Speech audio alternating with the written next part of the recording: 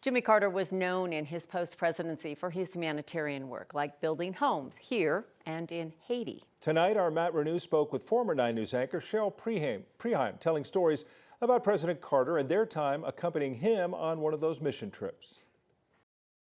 There's a really funny story someone told us. Someone was asking for directions to find someone's house they were visiting, and President Carter just pulls up in his golf cart and says, "Follow me. I'll show you where they live." Obviously, Georgia are where his ties are, but he's known all over the world, and he's got connections here in Colorado as well, and connections with a story that we did years ago on 9 News that linked Haiti with Denver.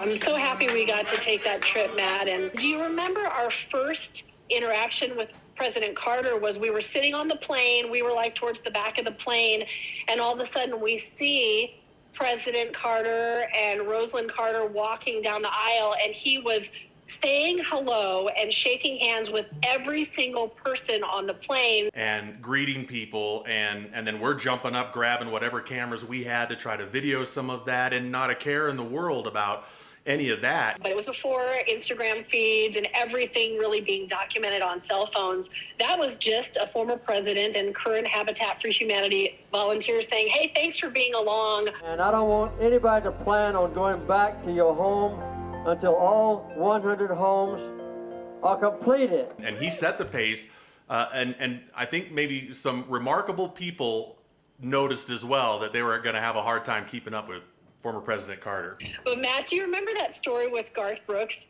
So, you know, it's Haiti. It's in the 90s. It's very humid. We're all working construction from sun up to sundown. And so Garth Brooks went to get some water, and he was standing in a little area with shade. And he said, I was just like getting a breather, taking a little break. And President Carter comes around the corner, looks at him and says, "We didn't come here to rest, Garth. We came here to work." On a much smaller scale, you and I saw that when we were with him. It was, you sit him down, you get everything situated for an interview with the former president of the United States. And then when he wants to get up during that interview and start showing you what he's talking about, you're picking it up and you're following him along. That is so true. Yeah, we were sitting in that tent in Haiti and doing this one-on-one interview. And then he says, "Hey, I want to show you something." And you're right, he stood up, and it didn't matter that there's cords and wires.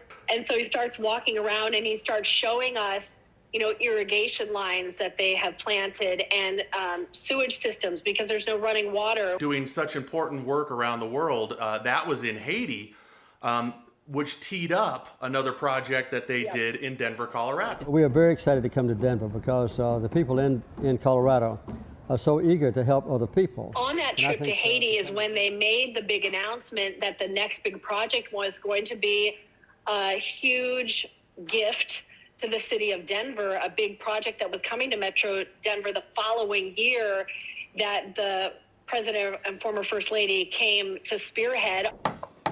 Those of us that got the opportunity and privilege to meet him will be thinking back on those memories here now and just enjoying some of those great moments. And I love that there is like a legacy neighborhood in Denver of that time that will always be there and that will be a gift to other generations. And we all have an opportunity to carry on that work and to see the world in that way and to know we can make a difference.